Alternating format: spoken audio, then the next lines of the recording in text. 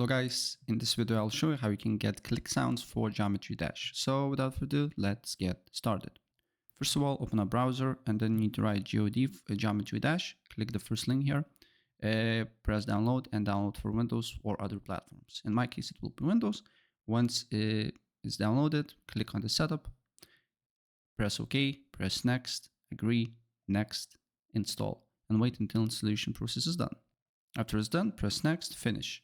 Then you need to open up Steam, go to Geometry Dash, wait for a couple of seconds until it loads up, and then I will show you what you need to do next.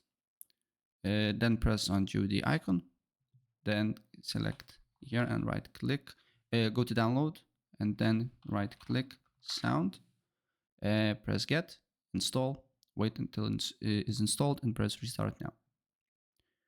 And the system and the game should restart, and then you will able to use that particular mod.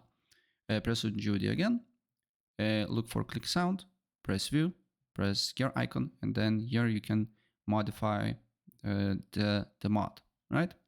So yeah, that's basically it. And if I help you out, please press like.